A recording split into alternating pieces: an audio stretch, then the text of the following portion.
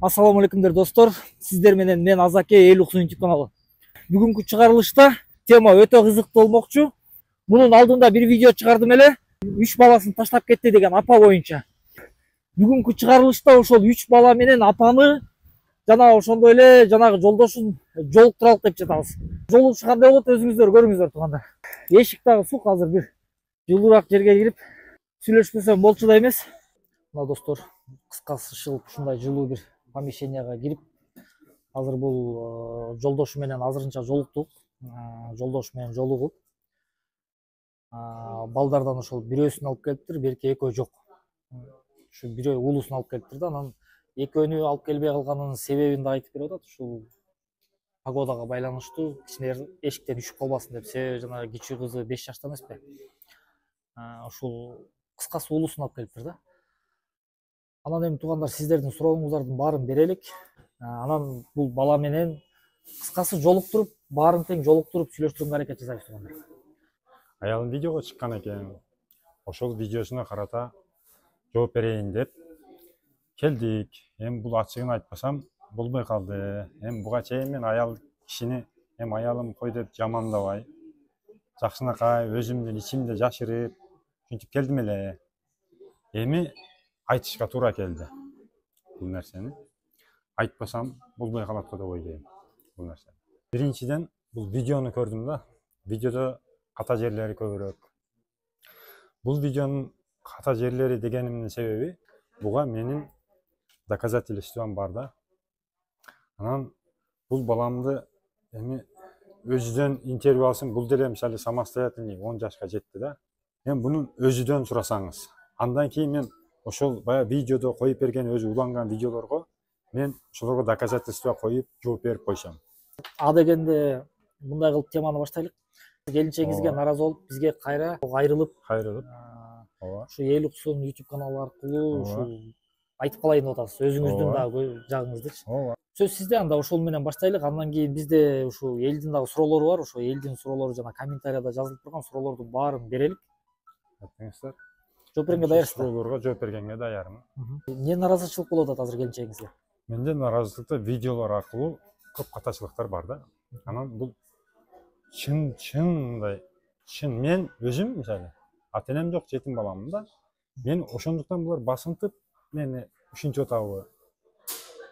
Ошонун себебинен бул ката жерлерге мен доказательством дагы бар да.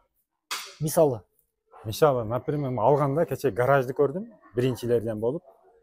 Киргенде эле гаражды көргөзүпсүздөр. Ал гаражда менин балам айтып атат, кара салафан бар эле деп. Аны сиз өзүңүз сурадыңыз болуш керек. Мен кечегиде сизге чалганымда, жок, мен интервью алып атканда балаңыз айтып берген, ошо гараждын ичинде бизди камап койчу депчи. Ооба. Ошол. Анан мен барып өзүм көзүм менен көрдүм, ал жерде эч кандай эшик жок экен, барып ачык экен. Эшик жок, ал туура. Эшиги жок туура. Бирок кара салафаны бар. Менин ага доказательством бар. Кара салафаны. Анан экинчиден кара салафан дегениңизди мындай тагыраак түшүндүрүп берип койсуз. Эмне болгон кара салафан? Кара жанагындай эшик, теплицанын салафаны. Мына кош товарларда сатат ал салафанды. Мен ага мен фотомду көргөзөм, ошондо кара салафанга өздөрү түшүнөт. Көргөн киши кара салафанга фотону көрсө анан түшүнөт да. Фотону ага мен көргөзөм. Доказательством бар да бул фотого. Эсти уруксат берсеңиз фотону мен көргөзсөм. Экинчиден мен жана кичинекей балам баратан түйүндө видео коюптур. Бул келип мындай кылганда. Экинчиден ал жердеги сүйлөп аткан менин аялым эмес. Экинчиден ал Нерге келбейсиң? Мына баланы сүрттөн кесин берип кет. Берага келбейсиңби? Мына чыгар, мына биз турабыз. Берак кел. Мына чыгар. Эмнеге чыкпайсың? Мерге чыксаң мындай чыксаң? Чык. Көз караба, мени кара сен. Сен менин баламды, мени кара. Ал көз караба аяк жака. Кесең, берага кел, мындай кесең. Мен эчтеке кылбайм, мындай кел. Барсам, аялым жок экен. Анан атасынын карындашына таштап кеткен. 3 балам тең. Ага дагы доказательством бар. Эми аны видео менен доказать кыла албайм, бирок таштаган жеримди доказать кылып берем. Таштаган кайерге таштап кой дегенде, атасынын карындашы, мен аялымдын атасынын карындашы да, таштап кой деген жери бар, мен ошол жерден дагы доказать этип берем да. Жок, эми доказать этип берем деп мына мага кайрылдыңыз, ооба. Эми доказать эткенде кандай мындай сөз менен доказать этип бересиз? Мен ошол адамдар менен кайра тартыш керек да. Ошол адамдар бетме бет доказать этип берем. Мен эми сөз менен болбойт го дейм. Сөз менен жали эл ишенбей калса да мүмкүн мага. Бул сөз менен айтып койду, а видео биякта видео билинип турат го депчи. Эмне себептен балдарыңызга ушунчалык жакшылык каалап, балдарыңыз үчүн күйүп быша турган болсоңуз, балдарды ал жакшы шарттан жулуп качып, жанагындай акыбалга алып келип жашатып койдуңуз.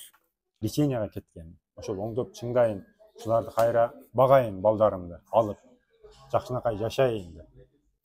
Анан чыңдайын деп барсам, аерде балам 1 ай өткөндөн кийин эле звонок кыла баштады. 1 ай 10 күндө. Деп ушундай да эми 1 ай деп коелучу, 1 ай 10 күн, 1 айдын ичинде ушинтип мага балам звонок кылды. Bir күн звонок кылды. Эми шоктонуп койсоң керек да дедим мен баламдачы. Действительно эми бала да, может шоктонуп коюшу мүмкүн. Ошентип айтсам, экинчи күнү дагы звонок кылды. Экөөбүз экинчи күнү 2 саат ыйлады. Экинчи күнү ыйлады. Ата сиз келбесеңиз мен мектептен деди. Башка жака басып жүрө берем. Балам керек. Уруп атса бирөө. Мен ошол үчүн келдим, лечениямды токтотуп. Ошонун себебинен келдим да. Келинчегиңиз так эле түз эле айтып жатат. Бул менин жолдошум ушул жаш балдарды курал катары колдонуп, кайыр сураш үчүн, кайрымдуулук эфирлерге чыгыш үчүн бул балдарды как инструмент катары колдонуп жүрөт деп. Ага эмне деп жооп бересиз? Ага, мен балдарды эч качан инструментке көтөрбөйм. Эч качан мен балдарымды инструментке көтөрбөйм да. Анын себеби мен айтып атпаймынбы? Урганын себебинен бул аялым ошол жерде бизге айткан. Мен силерди, бунун дагы доказательствосы бар. Мен силерди деди. Бомыш кылам деген жери бар. Мунун дагы доказательствосы бар менде. Неге андай деп сүйлөгөн? Мен ошонусуга түшүнбөйм. Ошол акыбалга бизди алып келген ушул аял. Келинчегиңиз ушул. Келинчегим Сиз азыр ушул акыбалда турганыңызга келинчегиңиз менен. Алып келген ушул келинчегим. Себептери кайсы себептери? Себептери бул жана кредиттеги деп айтыптыр да. Кредитти эжесине алып берген. Мага алып берген эмес. Мени поручитель болуп туруп бер дегенде мен турган эмесмин. Анан аерде банктагылар менен сүйлөшүп, мени поручитель кылып коюптур бирок. Мен аерде бирок кол койгон эмесмин. Анын да мен доказать эткенге эмем жетет.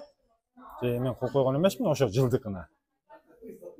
Наркы жылда алдыңкы эмесинде мен ошол ооруп кичине эме болгонунда өзүбүз бир аз алган элек, аны мен төлөп бүткөн элем. Айына жетпей төлөп бүткөн. Кийинкисинде бул эжесине алып келип, өзүнүн атында. Аркысында мен өзүм атымда алганмын, аялым парча туура. Кийинкисинде бул өзүнүн атында алып, мени банктагылар менен сүйлөшүп барышты. Мен өзүм жок болчумун, жумушта болчумун мен андачы. Өзүм жок болчумун, банктагылар менен сүйлөшүп, поручитель кылып алып берген буга. Азыр эжесине алып берген, ошол эжесине. Ал эжеси жана сиз киргенде бар душ эмелер турбайбы?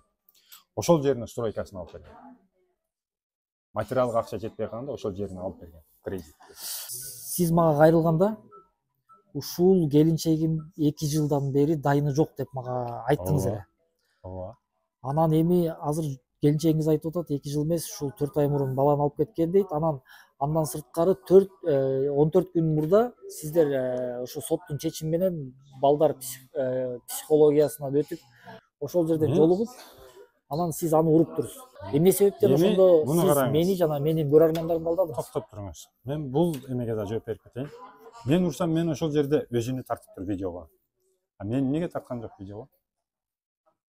Эгер мен болсом, эмне себептен мени видеого тарткан жок? Жок, муну териштирип коюш оңой эле, жана РППга катталды да, ал милиция чакырдык дейт, 102ге чалдык дейт. Ушунун баары калп дейсиз. То есть 2 жылдан бери эле көрө элексиз. Биринчи видеодогудай элеби? Биз барганбыз. Биз аерге барганбыз. Барганда бул балдарды психологко өткөрүш керек экен деп мага айткан аялым. Мен неге дедим? Неге десем мен билген жокмун да, бирок.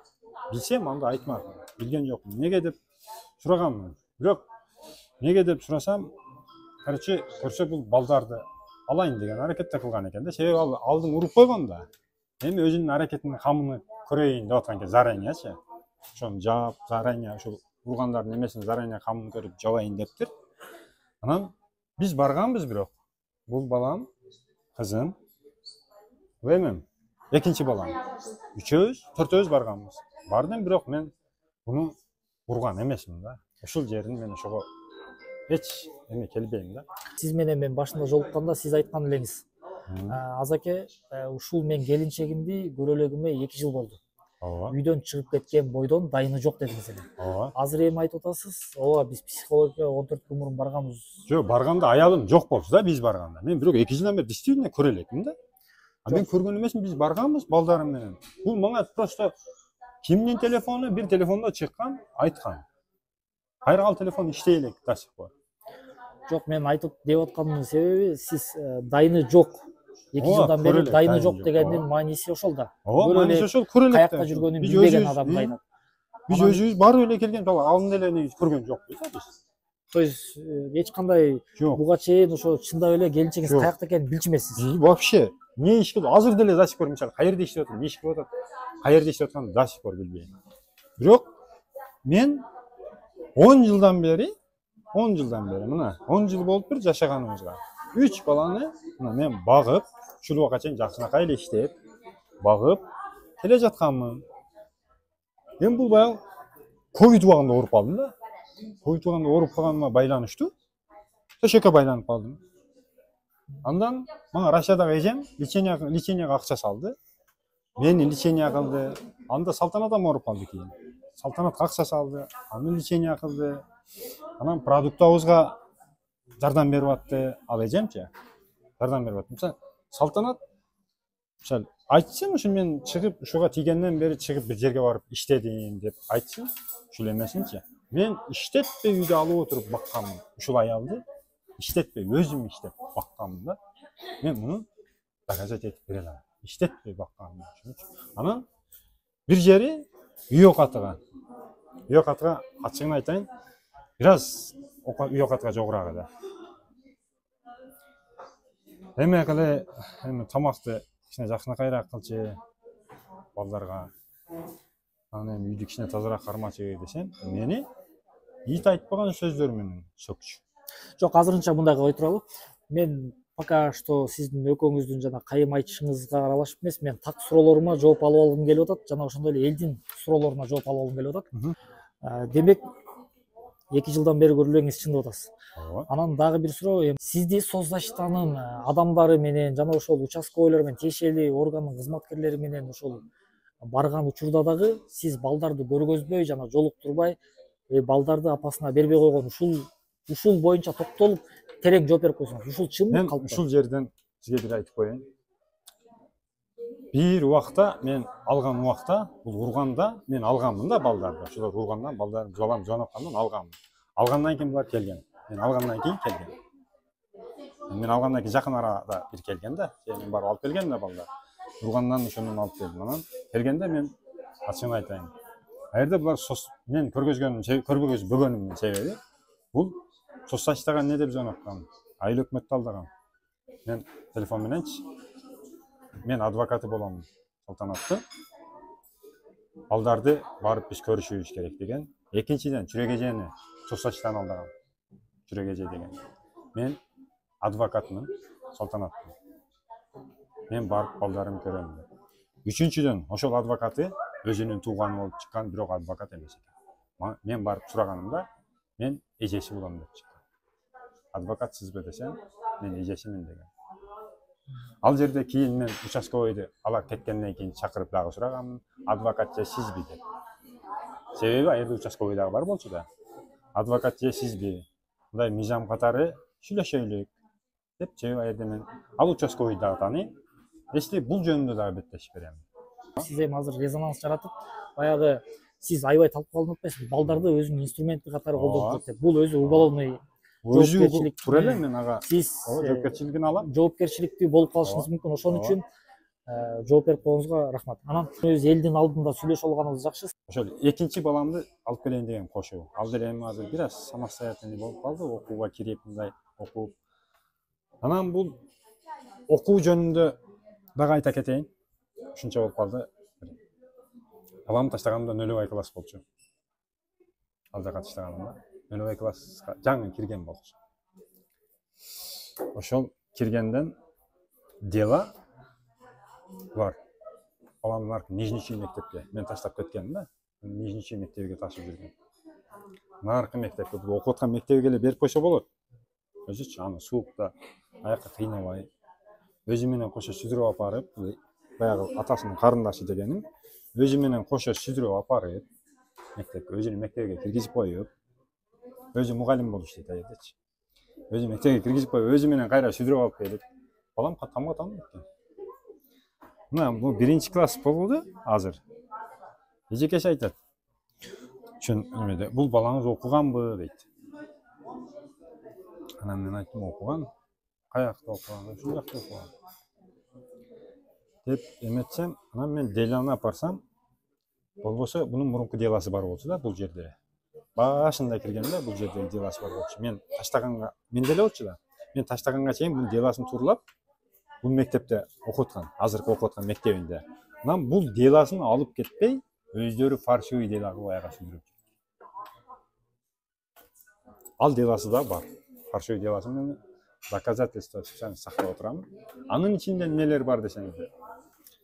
Мене булардын жанагындай эме деген лишний дела деген болот экен. Мектепке жаңы кирип атканда балдарга лишний дела. Ошонусун сатып алган булар.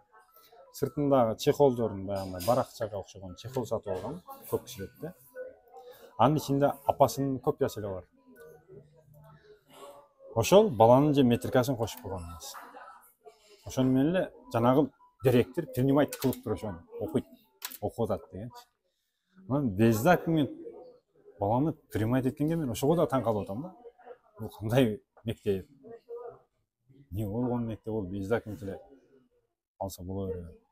Туугандар, мен силерге дагы бир жолу түшүндүрүп коеюн. Мен алдымдагы жалгыз бой ата 3 баланы жалгыз багып жатам деп бизге кайрылган мунун алдында. Ошол боюнча биз кайрымдуулук эфир жасап, андан кийин ушул балдар бизди апабыз жана ошондой эле анын туугандары аябай уруп сабап жана гаражга коюшуп деп балдар сүйлөдү эле. Андан кийин анан келинчеги биз тарапка чыгып сүйлөгөн сөздөр бар. Жанагы балдарды курал катары колдонуп кайрымдуулук эфирлерге чыгыш үчүн деп жатат. Анан ал келинчегине мен эмне себептен ишенип кеткенимдин бирден бир себеби баягы бул жигитке мен жаңы жолукканда ушул жигит бул жигит дагы ошол сизден башка мурда эфирлерге чыкпаган деген. Андан кийин ушу келинчеги көп нерселерди айтып берди. Жанагы Супер ТВ, Элчи апа айкебизге жардам керек экен. Кайрылып кетиптир. Аралыгы бир айдан болуптур. Анан ошондуктан кичине мындай резонанс жаратып жаткан учурда ушул балдарды курал катары колдонуп, акча чогултуп, өзүнүн кызыкчылыгын ойлоп, балдарды энесине бербей жүрүптүр деп. Анан мен туугандар азыр өзүнө бир суроо берейин. Баягы баарыбызга ачык болуш керек. Анан жана келинчеги айтып жатат. Мага балдарга такыр жолуктурбайт деп атасы айтып атат. Мен кааласа келе берсин жолуктурат деп. Анан мен ушул боюнча азыр суроону берейин. Баягы биякта укук коргоочу органдагылар да көрүп жатасыздар. Баарыңызга мындай түшүнүктүү болуш үчүн ушул видео аркылуу чечимдер чыгарсак болот да. Азыр мен бул жигитке мындай суроо берейин деп атам.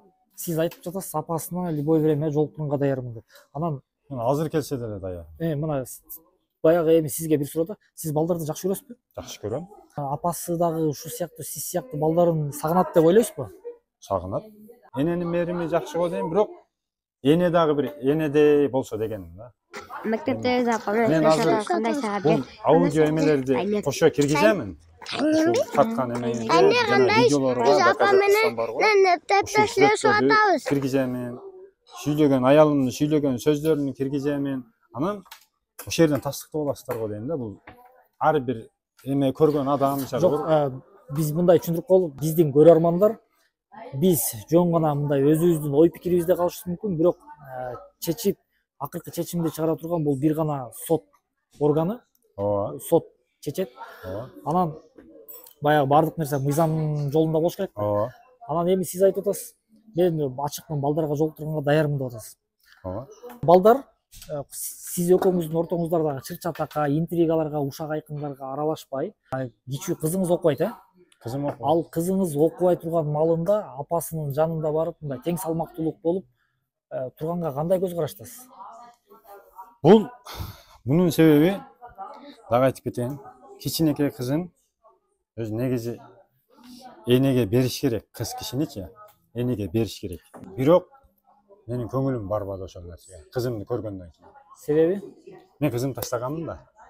Пешенеге. Кайтып келип көргөндөн кийин көңүлүм чыдабады.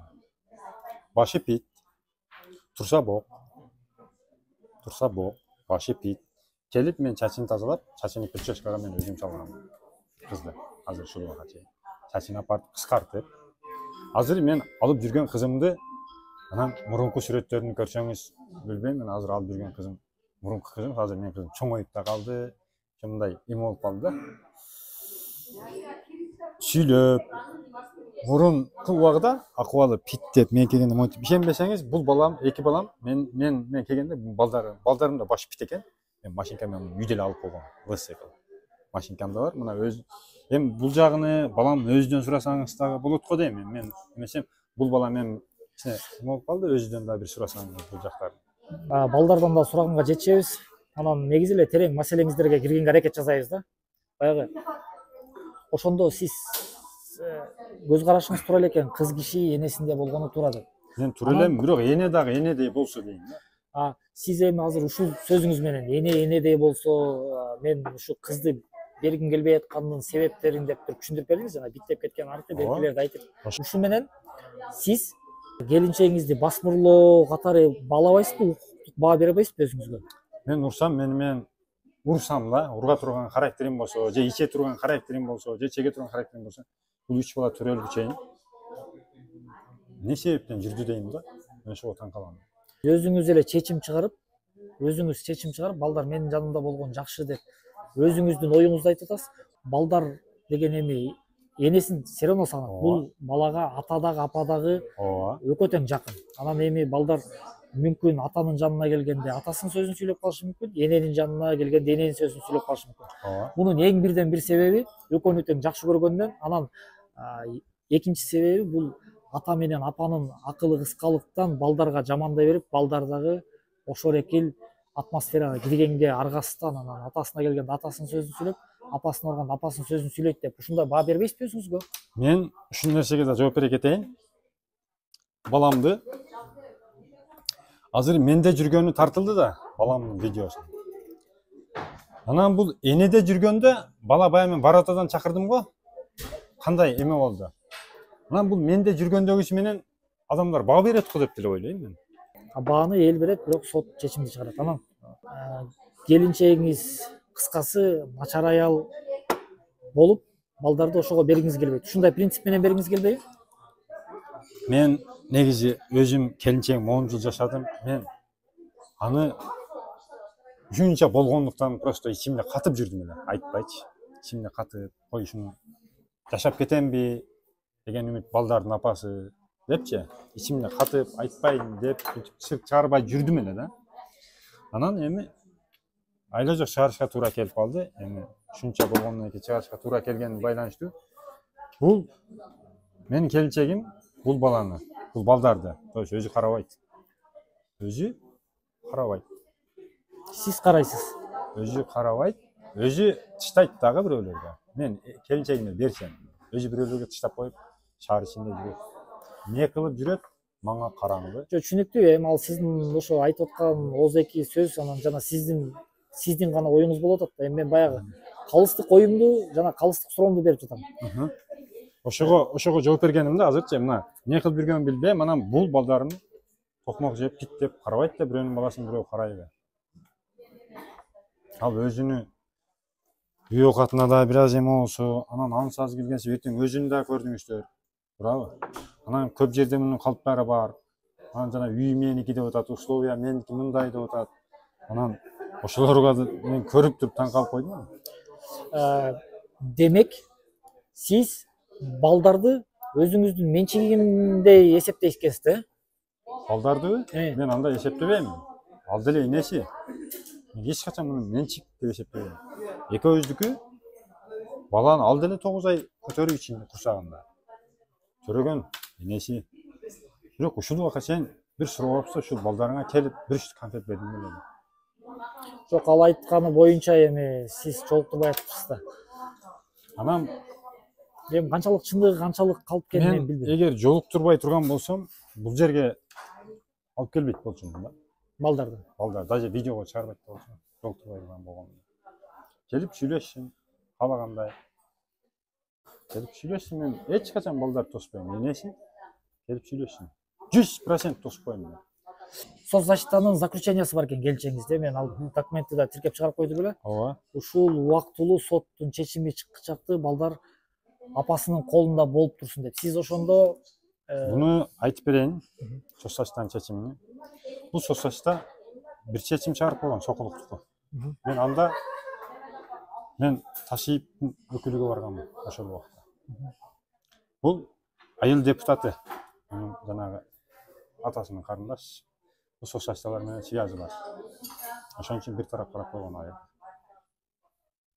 то есть сиз ал соцзащитанын чечими менен макул эмес. Жок, ал бир тарап карап койгон. Ал мен жакты караган эмес. И балдарымдын келечегин да ойлогон эмес. Уруп, ыйлап турган баланы ошону да ойлогон эмес да булар. Балдардын кызыкчылыгын ойлогон эмес да. Просто алар өзүнүн эле бир кылда ошол бир тарапта эле мынтип туруп, ручкасы менен чийип койгон балдардын кызыкчылыгын ойлогон эмес алар. Эмне себептен сиз өзүңүздүн самоуправство кылып, балдарды өзүңүздүн жаныңызга алып алып, энесине такыр бербей жүрөсүз? Көп жерге кайрылгам. Ушул себептин айынан Ак үйгө кат жаздым. Бул жүрөк эжелер айыл өкмөткө бардым. Бул балдар боюнча көп жерге кайрылгам. Мен баягы байкуш адам дешим карабайт. Мен ачык эле айтайын. Анын жездеси айыл депутаты бизде. Мен айыл депутаттарга кайрылгам убагында. Ушундай мен аялым менен урушуп кеттим. Ажырашкан анда сотко бериле элек болчу, ажырашып элек болчу. Мен айыл депутатыга кайрылганмын. Бул молдону апарганмын, жарашам депчи. Мен аракетим көп болгон. Молдо апарганмын, кошуна аялдарды алып барганмын, жарашам депчи. Балдардын апасы жарашамын, кой деп алып барганымда мен аялым жок болчу. Бүт эле ошол жездеси менен эжеси эле жооп берип, мен ошолор эле жооп берип, ошолор чыгарып койгон да. Тыянак. Анан ажырашуунун бул себепкери дагы эжеси дагы болуп калды да. Бул видео менен мен негизи айткым келип атат. Бул видео менен мен негизи ушинтип ар бир эрди катын урушуп, талашып, ызылдашып, анан ортого ушинтип балдарды салып алып, балдарды стена кылып кармап, кырылышканын каалабай атам. Мен азыр ишенсеңиздер туугандар, мен азыр дагы ушул жигитти келинчеги менен бириктирип, элдештиргим келип жатат. Эмне себептен дейсиздерби? Баягы экөөнү күйүп эмес, ушул 3 балага күйүп, себеби баягы 3 бала менин жеке көз карашымда балдар атасын да жакшы көрөт, и балдар атасынын жанында турганда мамамды жакшы көрөт деп айта албай аткан сыяктуу мага сезилип атат. Балдар энесинин жанына барса, энесине атама барбайм деши мүмкүн. Ошондуктан мен балдарды полный жолуктурайын деген болчумун. Эми тилекке каршы ошо 2 бала погодага байланыштуу келбей калыптыр. Негизи эле бөлүнүп жарылгандар бизде мекенде болбосун, талак айткандар жок болсун. Ушинтип ызычы болуп, баягы аялыңыз менен келчегиңиз менен ушинтип ызычы болуп, ушу мага окшогон репортерлор, блогерлер аркылуу кайым айтыш кылбай, бири-бириңиздерди жамандап, бири-бириңиздердин аркаңыздардан сүйлөбөй, ушу балдардын келечегин ойлоп, ынтымактуу жашаганга болбойбу такыр? Мен ачыгын айтайын. Аялым өз башы менен жооп бербейт. Жанагы эжеси эле жооп берип койт бизге. Бүт нерсени ошол эжеси жооп берет. Ушул эжеси эгер жаша дей турган болсо ал жашайт. Эжеси жашаба деди, жашабайт ал аял. Негизи сиз даярсызбы? Мен даярмын. Балдар үчүн мен балдар үчүн өлүмгө дагы даярмын. Жарашып кетиш үчүн биринчи кадамдарды 6 дем алыш күндөрү окуйт экен. Мисалы, ушул балдарды энесине берип, ушундай кадамга барганга сиз даярсызбы? Энесине бергенге? Балдарым барам десе берет. Мен айтып атканым ошо 6 дем алыш күндөрү энесиникине барып келип турганы, калган күндөрү сиздин колуңузда болгонун кандай деп карайсыз ушундай? Эми бул телевидениедан мурун, эми ушул телевидениеда эмеден айтып коеюн, ачыгын сиздердин эмеңиздерге. Мына, бул балдарымды мен бар дагы деген. Мындай үйдөчү, апаң баргыла деп айтып жүргөнмүн. Балдар ата биз барбайбыз деп. үйde ойнайбыз biz dedi. Ошол эле сөзүн угам, неге барбайсыңар десем, барбайбыз дейт. Бул эми балдар. Дагы бир жолу жана да баса белгилеп айтып кеттим. Бала сиздин жаныңызда сизге жагыныш үчүн ушундай сүйлөйт, апасына барганда апасына жагыныш үчүн ошондой сүйлөйт. Себеби бул бала. Бала эч качан сизди да кыя албайт, апасын да кыя албайт. Балага ата дагы, апа дагы керек. Ал экөө эки бөлөк жашаса дагы, бирок буларга ата, апа статусу керек. Апанын мээримине муктаж, анан атанын коргоосуна муктаж.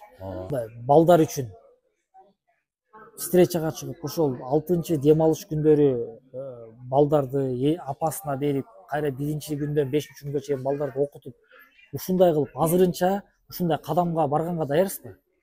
Мен ушул мен аудиону ушуга кошпойм, ушул жерине макул десеңиз. Уксун, анан кийин жыйынтык берсек. Ушул эмегечи, мына ушу балдарды бергенге даярсызбы деп аудиону кошоюн. Анан бергенге деле даярмын.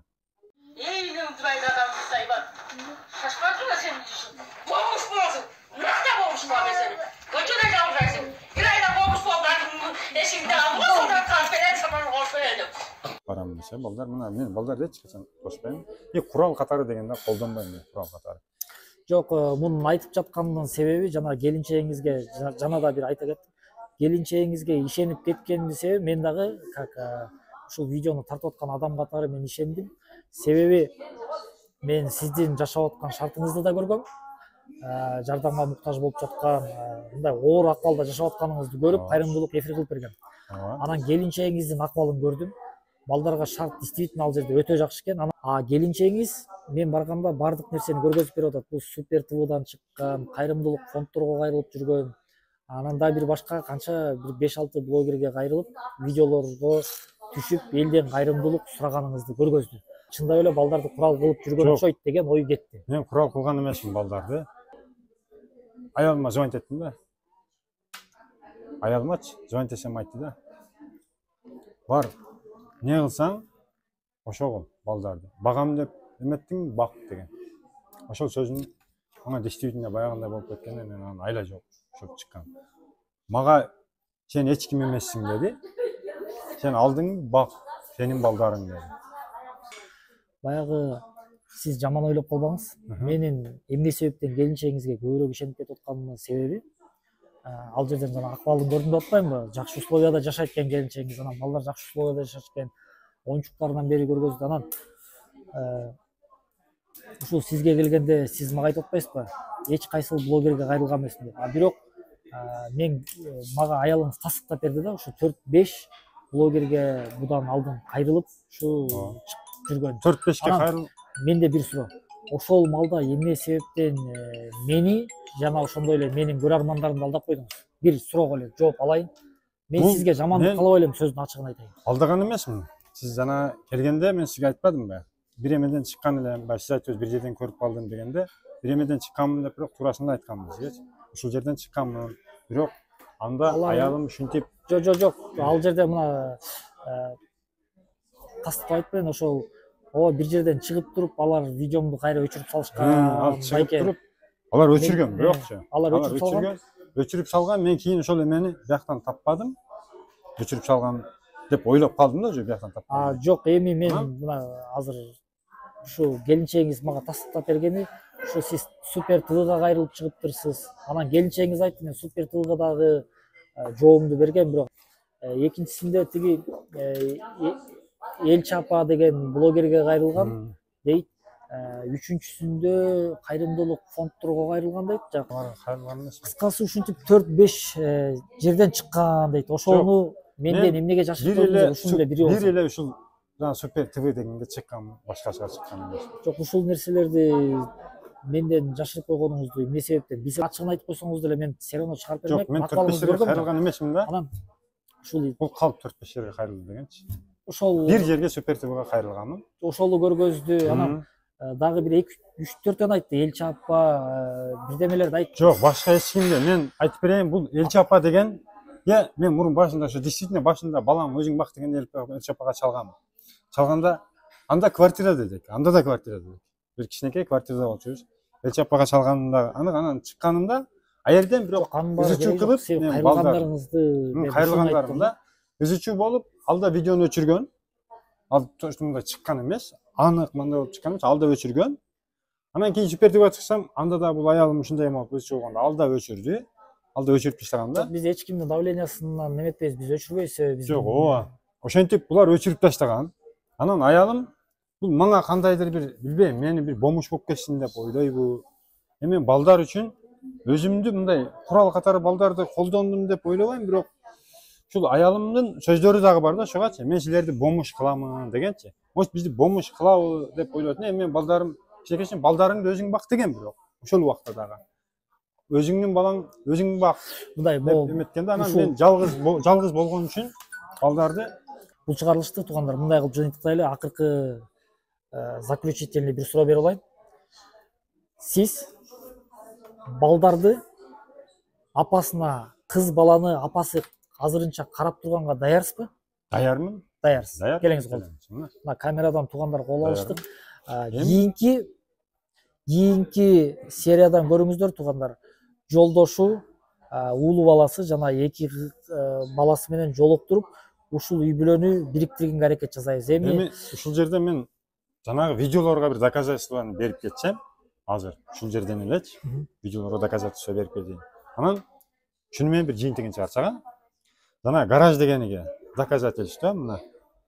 Туугандар, өзүңүздөр көрдүңүздөр, жанагы Салтанат айымдын жолдошуна жана баласына жол кийинки чыгарылышта туугандар ушул балдары менен апасын бириктиребиз. Кызды мен апасына берүүгө даярмын, конечно деп атат. Балдарды дем алыш күндөрү берип турганга даярмын деп атат. Эми ал кийинки шагты ошо Салтанат айымдан күтөбүз. Бул киши айтып атат, ушул берем, даярмын деп атат. Ошондуктан туугандар азыр эртерээк жыйынтык чыгарбай коюп туралы. Ошо кызды энесине берелик. Анан мамилелерди дальше көрөлүк туугандар. Сиздер менен мен Азаке, Эл Уксун YouTube каналы.